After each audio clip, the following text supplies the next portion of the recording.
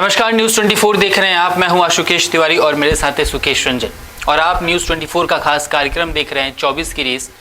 बताएंगे सुकेश, आज के कार्यक्रम में बात होगी संसद को लेके, संसद के इतिहास को लेके। क्या संसद जो पहले हुआ करता था उसके अंदर जो बहस हुआ करती थी, जो संसद की कार्यप्रणाली होती थी, क्या संसद की गरिमा जो होती थी क्या वो अभी भी वहीं बरकरार है जो पहले हुआ करती थी। 1952 में संसद के यानी लोकसभा का पहला सेशन हुआ था। उस वक्त से लेकर अभी तक 2023 तक लगभग 71 साल हो गए हैं और अब हम नए संसद भवन की तरफ बढ़ रहे हैं। क्या इस 71 साल की जो जर्नी रही है हमारे संसद भवन की, क्या वो वैसे ही रही है जो पहले हुआ करती थी? सर, क्या वो सब कुछ वैसा ही है या फिर बहुत कुछ बदला है इन दिनों में? मैं उस पर आऊँ आशुकेश, उससे पहले आपने 52 से शुरू की जी। 52 वो वक्त था जब पहली बार इस देश ने चुनी हुई सरकार देखी। इस देश की जनता ने सरकार को चुना, अपनी सरकार को चुना। लेकिन उसके पहले हमारी एक गवर्नमेंट थी। हम 47 में आजाद हुए। तो थोड़ा दर्शकों को जानना चाहिए कि बहुत संविधान सभा की बात होती है। ये संविधान सभा कब कॉन्स्टिट्यूट हुई? इसी संविधान सभा ने संविधान को जन्म दिया। उसी संविधान को हमने एडॉप्ट किया। तो 46 में संविधान सभा का गठन हुआ। मेरे ख्याल से 10 दिसंबर 1946 संविधान सभा का गठन होता है। करीब 3 साल, 2 साल 11 महीने के आसपास डिबेट्स होते हैं, डेलिब्रेशंस होती हैं, डिस्कशंस होते हैं, लेंदी बट वेरी फ्रूटफुल। और हम एक संविधान तैयार करने में कामयाब होते हैं। वो दिन है 26 नवंबर 1949 और 26 जनवरी 1950 हम उस संविधान को एडॉप्ट करते हैं।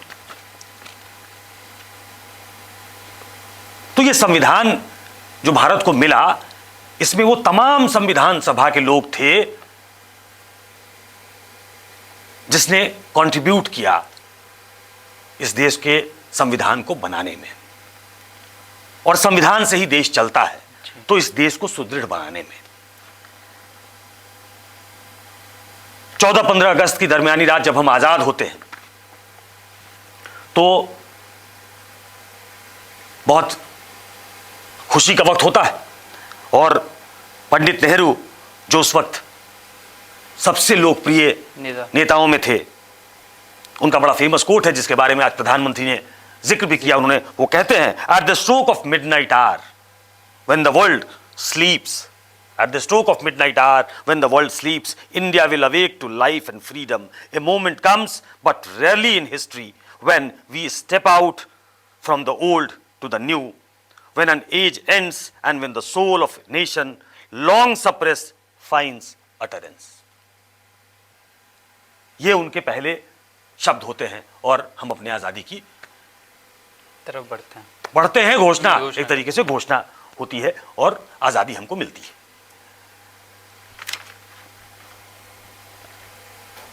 ये पार्लियामेंट कई चीजों का साक्षी रहा है, संविधान सभा का साक्षी रहा।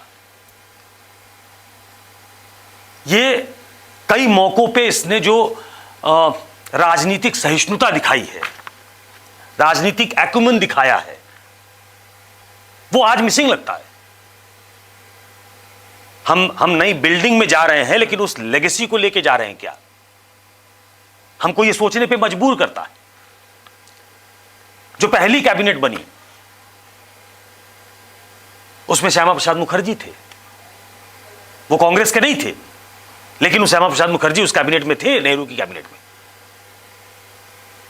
जो पहली कैबिनेट बनी, अंबेडकर उसमें थे, लेकिन बहुत कम लोगों को मालूम है कि अंबेडकर, बाबा साहब भीमराव अंबेडकर, जिन्होंने जो इस संविधान जो रचा गया उसके प्रमुख थे, ड्राफ्टिंग कमिटी के, उनका नाम उस कैबिनेट में नहीं था।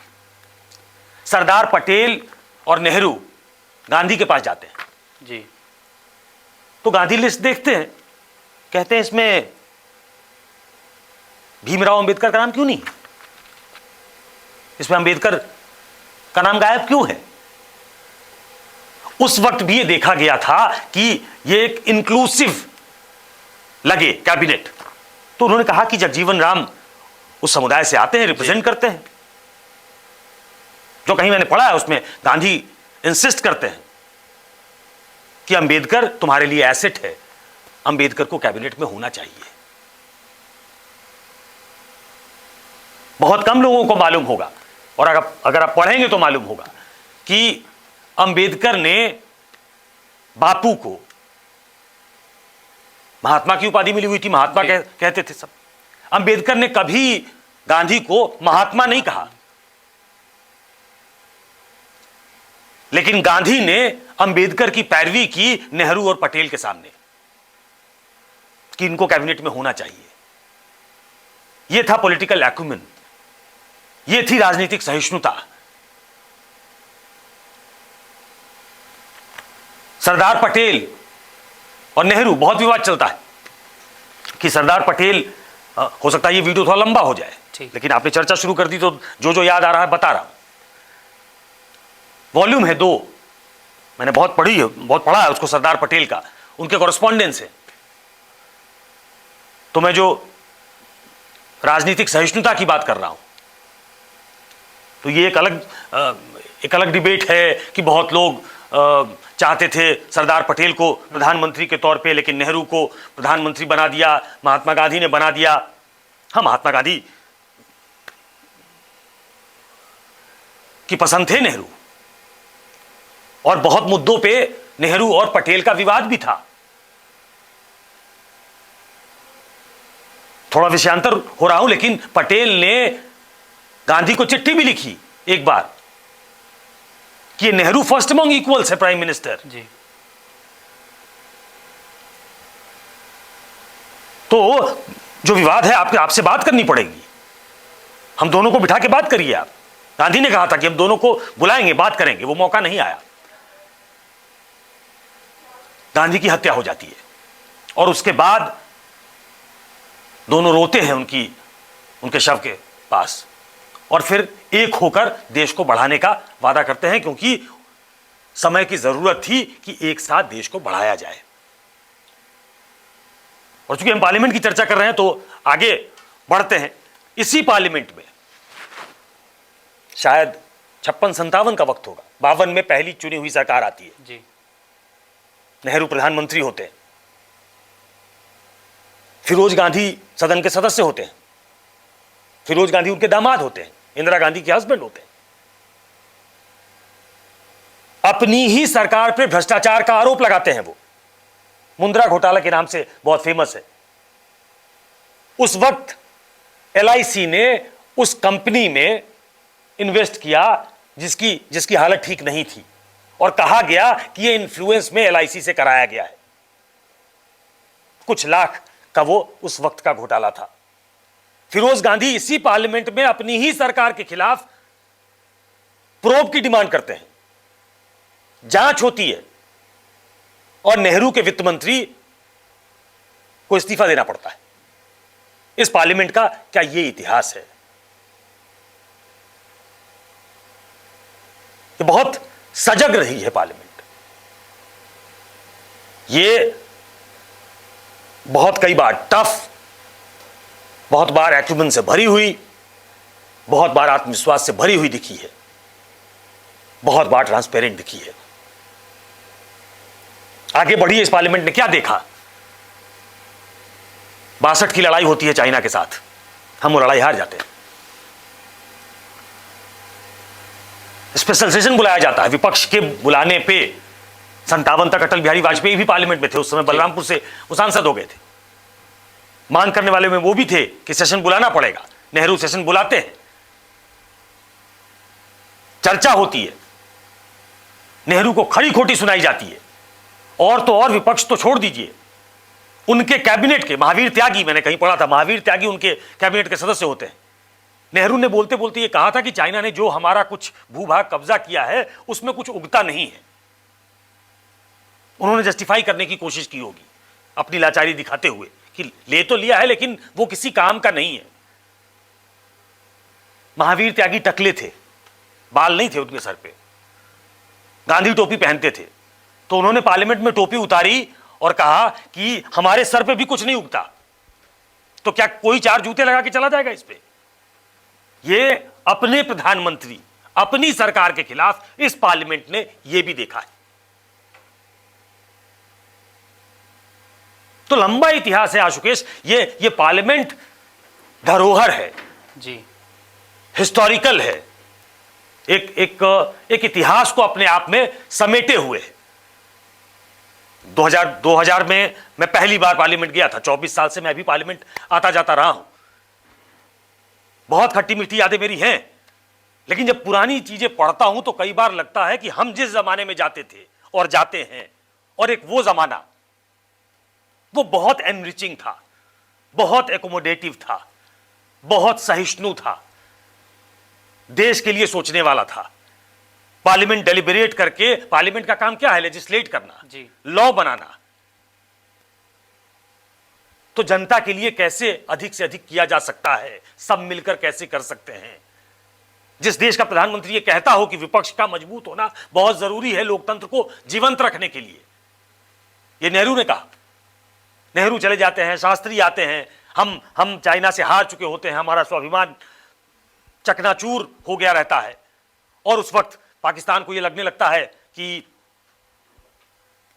हम भी हरा सकते हैं इंडिया को जी। तो चारों तरफ से घिरा हुआ लाल बहादुर शास्त्री, देश का प्रधानमंत्री, अकाल भी पड़ जाता है, सूखा आ जाता है। उसके एक आह्वान पे सोमवार को चूल्हा जलना बंद हो जाता है, उपवास की घोषणा करते हैं। वो कहते हैं प्रधानमंत्री के घर में भी चूल्हा नहीं जलता था सोमवार को। और वहीं से हरित क्रांति, जय जवान जय किसान का नारा भी निकलता है। यह इस देश के पार्लियामेंट और उनके नेताओं का इतिहास रहा है।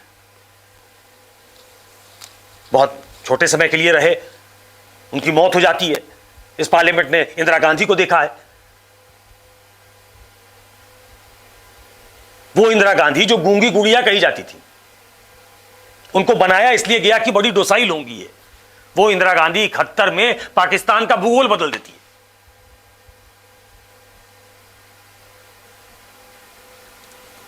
और उसके बाद मदान होकर 75 में इमरजेंसी लगा देती है। इस पार्लियामेंट ने ये भी देखा, प्रोक्लेमेशन ऑफ इमरजेंसी भी देखी है। और देखिए हमारी डेमोक्रेसी, हमारा लोकतंत्र कितना जीवंत है, कितना मजबूत है आशुकेश, कि 75 में जब वो इमरजेंसी लगाती है, वो महिला जिसको दुर्गा कहा लोग कहते हैं, पार्लियामेंट के सेशन में वाजपेयी ने उनको दुर्गा की उपाधि दी। हालांकि वाजपेयी ने बाद में कहा कि मैंने नहीं कहा था, लेकिन इंदिरा गांधी वो उस ऑरा के साथ कि एक महिला जिसको गूंगी गुड़िया कहा गया, वो एक देश का भूगोल बदलकर एक दूसरा देश बना देती है। वो जब सत्ता के नशे में चूर होकर इमरजेंसी लगाती है तो हमारा यह देश विरोध करता है उसका, उनको सत्ता से बाहर कर देता है। और यह ज्यादा वक्त नहीं है जी, 71 से 77 आप पीक पे हैं। आपने पीवी पोक्स जैसे निर्णय लिए हैं, आपने बैंकों के राष्ट्रीयकरण का निर्णय लिया है। ये तमाम ऐसे निर्णय युगांतकारी निर्णय थे। गरीबी हटाओ का नारा उस महिला को धूल चटा देता है यहां का लोकतंत्र, क्योंकि आपने लगाम लगाने की कोशिश की। आपने तमाम नेताओं को जो आज नेता कांग्रेस के साथ हैं, वो सब उसी समय के प्रोडक्ट हैं, जेपी मूवमेंट के। राजनीति का पहिया घूमता है, आज वो कांग्रेस के साथ है, लेकिन सब उसी का विरोध करते हुए राजनीति में आए थे और वहां से निकले हुए लोग हैं। लेकिन ये जनता यहां की फिर शायद माफ भी कर देती है। 80 में वो पलट कर आती हैं, 84 में उनकी हत्या हो जाती है, और उसके बाद एक चुनाव होता है। उनके बेटे जो पॉलिटिकली एक नोविस होते हैं, वो बहुत मैच्योर्ड पॉलिटिशियन के तौर पे तब तक उभरे नहीं थे, वो आ जाते हैं। वो कुछ नई चीजें, नए जमाने के राजीव गांधी होते हैं जी, कुछ नई चीजें लेकर आते हैं। उनका भी एक आध दो योगदान बहुत बहुत ही बड़ा रहा है इस देश के लिए। 21 साल से वो वोटिंग एज 18 साल करते हैं। आईटी सेक्टर में बदलाव, आईटी सेक्टर में बहुत बदलाव करते हैं, तो उनका बड़ा नाम होता है कि भाई ये फॉरवर्ड लुकिंग, जी मॉडर्न इंडिया। हालांकि आर्किटेक्ट ऑफ मॉडर्न इंडिया कहा जाता था नेहरू को, कि उनके पास वो विजन था। तो राजीव गांधी का काल आता है और फिर बोफोर्स भी आता है इस देश में। इस देश ने ये भी देखा कि वो जो 414 सीट के साथ सबसे बड़ी मैंडेट के साथ आया था इस देश पर राज करने, हाँ, उसको जनता हटा देती है। ये पार्लियामेंट इसका भी साक्षी रहा है। वीपी सिंह आते हैं 89 में, और उसके बाद कोलिशन गवर्नमेंट्स का दौर शुरू होता है। 90 में वो मंडल कमीशन की रिकमेंडेशंस को लागू कर देते हैं, और यहां से जो पार्लियामेंट ने देखा वो 2-3 चीजें देखी। मंडल भी देखा, कमंडल भी देखा, भूमंडल भी देखा। तो मंडल कमंडल तो समझ गए होंगे, भूमंडल में पीवी नरसिम्हा राव की बात कर रहा हूं। राइज ऑफ मंडल, वो जनता परिवार का बड़ा होना, उसका मुखर होना, उसका सबल होना धीरे धीरे शुरू होता है। और बगल में भारतीय जनता पार्टी, जो जनसंघ से भारतीय जनता पार्टी बन चुकी होती है, वो कमंडल के रास्ते पे जाती है, वो हिंदू को एक करने में लगती है। 1992 में बाबरी मस्जिद का विध्वंस होता है। तो उस समय से राजनीति बदली, नरसिम्हा राव आते हैं। वो पूरी इकोनॉमिक फिलॉसफी जो इंडिया की थी, उसको आगे बढ़ाने का, उसको एक नया स्वरूप देने का, आगे बढ़ाने का क्या, एक नया स्वरूप वर्ल्ड के लिए खोल देना इकोनॉमी, अपनी इकोनॉमी को, वो इस संसद ने देखा। तो एक लंबा इतिहास रहा है। आशुकेश, अगर मैं वहां तक आता हूं और उसके बाद छोटी छोटी सरकारें आती हैं, जाती हैं, कांग्रेस समर्थन देती है, फिर वापस ले लेती है, कोई भी सरकार ठीक से नहीं चला पाता, और फिर एक कोलिशन एरा का दौर शुरू होता है, स्टेबल कोलिशन एरा का, जब अटल बिहारी वाजपेयी आते हैं। वो दुनिया के सामने एक हस्ताक्षर करते हैं जब वो पोखरण का विस्फोट करते हैं कि शक्तिशाली भारत है ये। जो काम इंदिरा गांधी ने भी किया था, उन्होंने भी विस्फोट किया था, उसको दोहराते हैं अटल बिहारी वाजपेयी। सैंक्शंस लगते हैं, इंडिया झेलता है उसको, लेकिन एक मजबूत भारत की नींव ऐसे पड़ती है, एक डिटरमिन्ड इंडिया दिखता है। आज जिक्र भी किया प्रधानमंत्री ने, नेहरू का भी किया और अटल जी का भी किया कि हम रहे ना रहे, ये देश रहना चाहिए। तो वो वाजपेयी आते हैं और फिर वो एनडीए बनता है, फिर वो कोलिशन एरा की पॉलिटिक्स होती है, कुछ कंपल्सन्स होते हैं, कुछ एकोमोडेटिव पॉलिटिक्स की बात होती है कि कैसे एकोमोडेट करना है दूसरे को, क्योंकि आपको गठबंधन की सरकार चलानी है। और इसीलिए आज मोदी कहते हैं कि हमारे पास गठबंधन सरकार चलाने का, एनडीए के पास अनुभव है 25 सालों का। ये वाजपेयी दे के गए हैं हमें। वाजपेयी का एरा इंडिया शाइनिंग के नाम पे खत्म होता है, पार्लियामेंट ने वो भी देखा। उसके बाद मनमोहन सिंह आते हैं, पहला टर्म जो है उनका मोर और लेस बहुत ही ब्राइट होता है, इकोनॉमिकली बहुत वो अच्छा करते हैं जब तक 2008 का इकोनॉमिक रिसेशन नहीं आता है। वो पहली बार कंट्रोवर्सी में आते हैं जब कैश फॉर वोट होता है जी। तो इस संसद ने यह भी देखा कि सरकार बचाने के लिए कैसे खुलेआम पैसे का सांसदों को खरीदे जाने का, बेचे, अपने सांसद बिक गए, पार्टियों के दूसरे पार्टियों के सांसद बिक गए, ये भी इस संसद ने देखा है। ये निराश करने वाली घटना थी कि जब हमारा प्रतिनिधि बिक जाए, कोई कॉज के लिए नहीं बिका। वो मनमोहन सिंह, जिनको एक ईमानदार प्रधानमंत्री के तौर पे देखा जाता था, वो जिन्होंने राइट टू इंफॉर्मेशन जो लेकर आता है, जो मनरेगा लेकर आता है, राइट टू फूड लेकर आता है, ये बेसिक चीजें थी जो आम लोग, गरीब लोगों को एम्पावर करती थी। वो व्यक्ति भ्रष्टाचार के इसमें घिर जाता है और दूसरा कार्यकाल तो फिर आप बहुत लोगों को याद होगा, क्योंकि वो समसामयिक है कि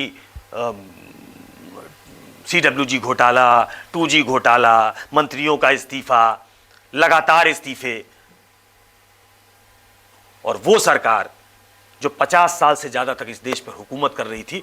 आशुकेश, ये लोकतंत्र की हमारी ताकत है जो पार्लियामेंट में रिफ्लेक्ट करती है। वो जो 400 से ज्यादा वाली कांग्रेस थी वो 44 पे आती है जब 2014 में चुनाव होते हैं। 3 दशक के बाद, राजीव गांधी के बाद नरेंद्र मोदी पहले प्रधानमंत्री होते हैं जो अपने दम पे 272 का आंकड़ा पार कर पाते हैं। तो ये इस पार्लियामेंट ने ये सब कुछ देखा है। मैं लगातार बोल रहा हूं, आपने पूछा ही नहीं। आप पूछ सकते हैं, मैं नहीं तो मैं बोलता चला जाऊंगा। सर आपने पूरे दौर को डिस्क्राइब किया, संविधान बनने से लेके 2014 में प्रधानमंत्री के जीतने तक। सर मेरा एक ही सवाल, आपने सारी चीज़ें एक्सप्लेन कर दी, बस मैं ये जानना चाहूँगा हम कहाँ पे चूक गए। आपने जिक्र किया अटल बिहारी वाजपेयी ने गठबंधन की सरकार बनाई। क्या लगता है कि गठबंधन की सरकार बनाने के बाद गठबंधन का फॉर्मूला काइंड ऑफ कह सकते हैं आने के बाद हम चूक गए, जो मतभेद हुआ करते थे वो मनभेद में बदल गए, लोग एक दूसरे को ये आप उस तरफ जो इशारा कर रहे हैं वो बिल्कुल सही है। जो पॉलिटिकल एक्रीमनी है आज की तारीख में जी, पिछले कुछ समय से बहुत लोग आरोप लगाते हैं जब से मोदी आ गए तब से भारतीय जनता पार्टी सरकार पे ये गठबंधन का सरकार, कुछ लोग कहते हैं मजबूत सरकार मतलब अकेले दम पे सरकार। इसमें भी बहुत विभेद है, अलग अलग लोग अलग अलग तरीके से सोचते हैं कि रीजनल पार्टी के आने से गठबंधन धर्म का पालन, गठबंधन धर्म का पालन मतलब आप बहुत मजबूत स्थिति में नहीं हैं, आप एक दूसरे के सामने झुकते हैं। एक दूसरा तरीका देखने का यह है कि रीजनल एस्पिरेशंस भी दिखते हैं उसमें जी, वो एक रिफ्लेक्शन है। सरकार और पार्लियामेंट जो है वो एक गुलदस्ते की तरह दिखता है कि इसमें हर तरफ के लोग हैं, हर पार्टी के लोग हैं, उनका सेंटिमेंट है। तो ये इसको कुछ लोग उसको सकारात्मक तरीके से भी देखते हैं कि ऐसा प्रयोग होना चाहिए, और इसीलिए नरेंद्र मोदी की सरकार वो अपने दम पे 303 है 2019 में। लेकिन वो एनडीए की सरकार बताते हैं, क्योंकि ये कहने के लिए रहे कि हम एक ऐसे अम्ब्रेला गवर्नमेंट को चला रहे हैं जिसमें हर तरफ के लोग हैं। लेकिन जो दूसरी तरफ आपने इशारा किया कि जो पॉलिटिकल सेंसिटिविटी, सदन में एक दूसरे पे हमला लेकिन बाहर एक दूसरे संवाद जी, सदन में भी संवाद जी, सहिष्णुता, ये धीरे धीरे कम हुई है हाल के दशकों में, और आज वो पॉलिटिकल एक्रीमनी देखने को मिलती है। आज भी मैंने देखा कि जब प्रधानमंत्री नेहरू की तारीफ कर रहे थे तो जो ट्रेजरी बेंच थी वो तो ताली बजा रही थी, लेकिन जो अपोजिशन की बेंच थी, जो इंडिया ब्लॉक है जी, वो नेहरू की तारीफ पे भी ताली नहीं बजा रहे थे। प्रधानमंत्री ने इसका जिक्र किया, और ऐसा नहीं है कि ताली एक हाथ से ही बजती है। कई बार बिलो द बेल्ट जाकर प्रधानमंत्री ने भी विपक्ष पे हिट किया, हमले किए। तो वो जो एक पॉलिटिकल कल्चर था, रिच पॉलिटिकल कल्चर था हमारा, वो मिसिंग है। हम कल से नए संसद में बैठेंगे जी, पुरानी संसद गोल थी, ये त्रिकोण है, ये थोड़ा ज्यादा लैविश है, लेकिन उसमें परंपराओं का एक लंबा इतिहास है। एक पॉलिटिकल पार्लियामेंट्री लेगेसी का लंबा इतिहास है। क्या हम इस नए पार्लियामेंट में उस लेगेसी के साथ जा रहे हैं? ये एक बड़ा सवाल है। सर एक लास्ट पॉलिटिकल क्वेश्चन होगा मेरा। क्वेश्चन ये रहेगा कि अगर मैं आपको बोलूं कि 2014 के बाद आप पार्लियामेंट के सेशन को कंपेयर करें 2014 से पहले, तो क्या आपको लगता है कि ज़्यादा कहेंगे कंजर्वेटिवनेस आई है, बोलने की आज़ादी को कम किया गया। जैसे एग्जांपल देते हो, स्पेशल सेशन में क्वेश्चन आवर नहीं रखा गया है, विपक्ष उसमें आ नहीं सकते हैं। तो आपको लगता है कि मोदी सरकार के आने के बाद ये और ज़्यादा बढ़ गया है? जब भी कोई ऐसी सरकार आती है जो बहुत अथॉरिटी के साथ है, जिसकी जो प्रचंड सत्ता के साथ है, तो वो ये लेगेसी, ये बैगेज लेकर आती है। और मैंने कहा कि हाल के वर्षों में ये हुआ है। मनमोहन सिंह चाह के भी ये नहीं कर सकते थे, वो गठबंधन की सरकार थी जी।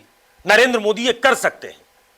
नरेंद्र मोदी अपने सहयोगियों पे डिपेंडेंट नहीं है, उनके सहयोगी उन पे डिपेंडेंट है, शायद अपनी सीट के लिए भी। जी। तो जब आदमी इतनी अथॉरिटी के साथ हो, इतनी मैसिव पावर के साथ हो, तो जो आप एक्सेसिव नेचर देखेंगे राजनीति का, वो वहां देखने को मिलेगा।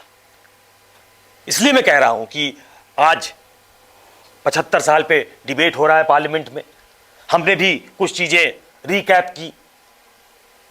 हम नए संसद भवन में जाएंगे, यह हमारा खुद का बनाया हुआ होगा जी।